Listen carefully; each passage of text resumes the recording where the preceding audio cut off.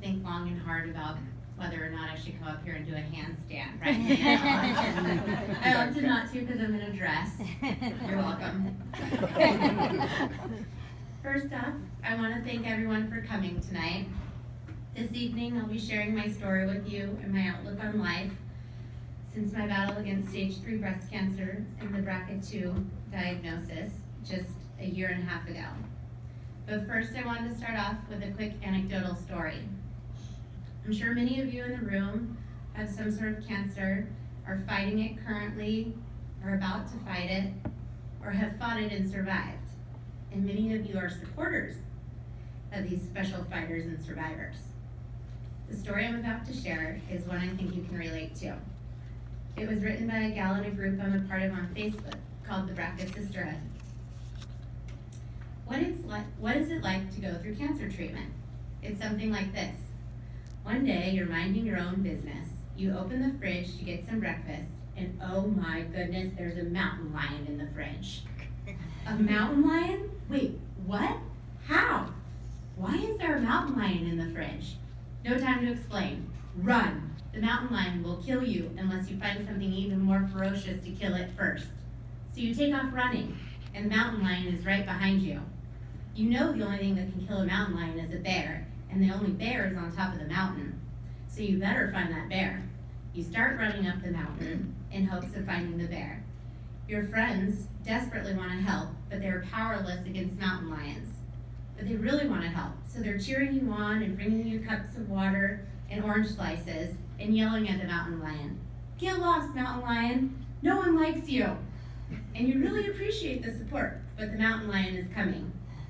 Also, for some reason, there's someone in the crowd yelling, that's not a mountain lion, it's a puma. And another person's yelling, I read that mountain lions are allergic to kale. Have you rubbed kale on it yet? As you're running up the mountain, you see the other people fleeing their own mountain lions. Some of the mountain lions seem comparatively wimpy. They're half grown and only have 3 legs or whatever. And you think to yourself, why couldn't I have gotten one of those mountain lions? But then you look over at the people who are fleeing mountain lions the size of a monster truck with prehistoric fangs, and you feel like a horrible person for even thinking that. And besides, who in their right mind would want to fight a mountain lion, even a 3-legged one? Finally, the person closest to you, whose job it is to care for you, maybe a parent or sibling, best friend, or in my case, my husband, comes barging out of the woods and jumps on the mountain lion, wailing and screaming, you darn mountain lion, stop trying to eat my wife. And the mountain lion punches your husband right in the face.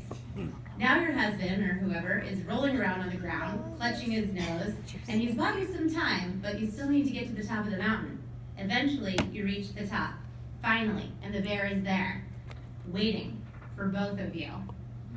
You rush right up to the bear, and the bear rushes the mountain lion, but the bear has to go through you to get to the mountain lion, and in doing so, the bear totally kicks your butt. But not before it also punches your husband in the face again. Then, if you're lucky, the bear leaps on the mountain lion, and they're locked in an epic battle, until finally the two of them roll off a cliff edge together, and the mountain lion is dead. Maybe. You're not sure. Mountain lions are crafty. They could come back at any moment. And all your friends come running up and say, that was amazing, you're so brave. We're so proud of you, you didn't die, and that must be such a huge relief. Meanwhile, you blew out both your knees, you're having an asthma attack, you twisted your ankle, and also you've been mauled by a bear. And everyone says, boy, you must be excited to walk down that mountain. And all you can think as you stagger down the mountain is, I never wanted to climb this mountain in the first place. I never wanted to climb this mountain in the first place. It's true. No one wants to battle cancer. But we fight to climb the mountain, to get to the treatment there. We fight because the amount of time we are gifted here on earth with our loved ones is important to us. And we learn in the moment of battle just how precious each day is. My fight against breast cancer started on November 7th, 2014. My husband and I were on our way to Carmel for a wedding. It was a Friday, it was about 10:30 in the morning, and I got a call from my doctor, my OB who delivered my baby boy Ryder just 10 months prior. She asked if it was a good time to talk, and of course I said yeah. She made small talk about our weekend plans, and then she told me that some of the results of my pathology tests were in. The next words out of her mouth changed my life forever. She said, "Kristen, it is cancer." Those were words I never imagined I would hear. Never. I'm sorry. My husband took my hand and squeezed it tight. He couldn't hear her words through the phone, but he knew by my shocked face what was happening. I immediately called my mom, who was with her sister, thank goodness. And my mom was shrieking into the phone, "What? What? What?" As if there was static on the line and I could not have possibly said what I had just said. The drive to Carmel was a big blur for me. All I could think about was my son, all the moments I might not be a part of.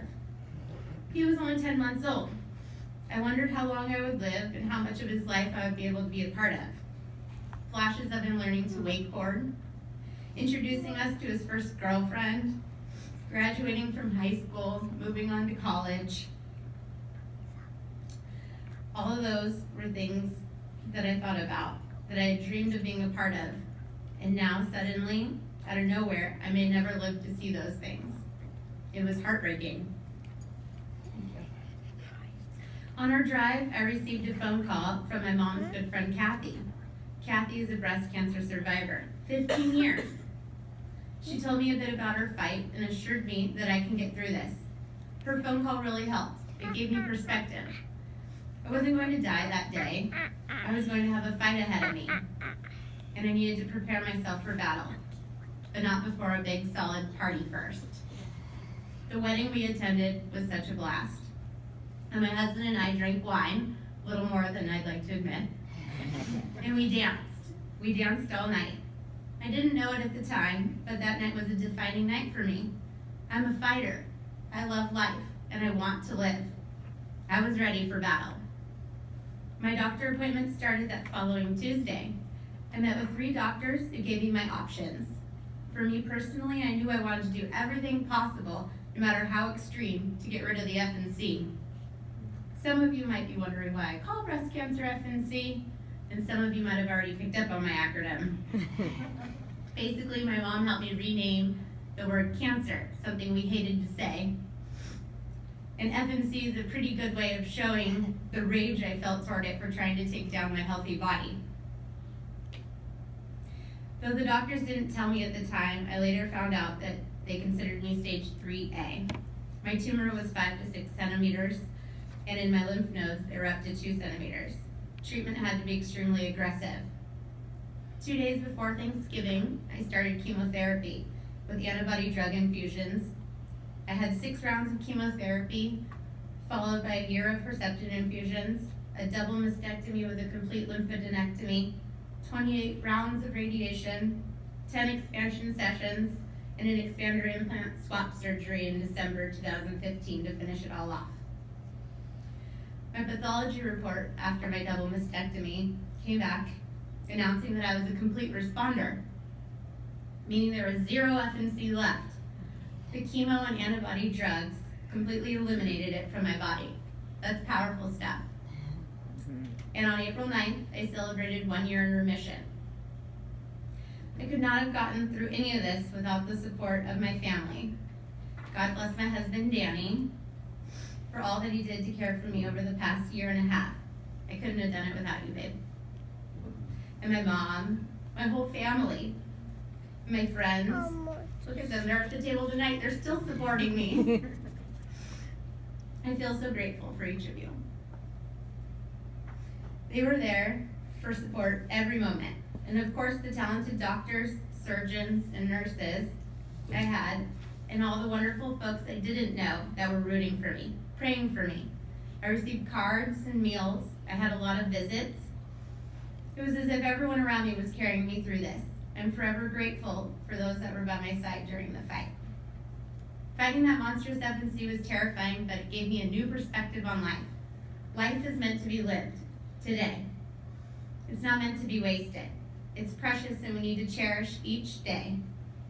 I'm so thankful that I'm a person that's always had an enormous appetite for life. I have lived most of my days to the fullest. And in the days when I was going through chemo and I felt so down, so low, I allowed myself time to relax and be down. But the minute I felt better, I was up doing something that would bring me joy. We were in the mountains, enjoying the snow, hosting a first birthday party for my son, on the beach in Pismo riding quads, out on the boat soaking up the sun, or making a breast cancer music video.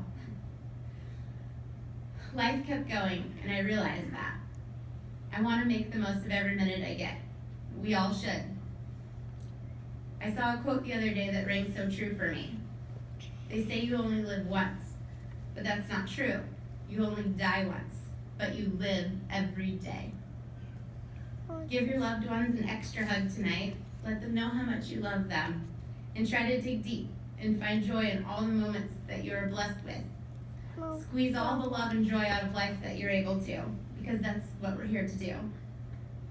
I leave you with a small clip of my music video, all about the boobs. I'm using this as my vehicle to help spread awareness and the importance of early detection. Thank you all so much for being here tonight.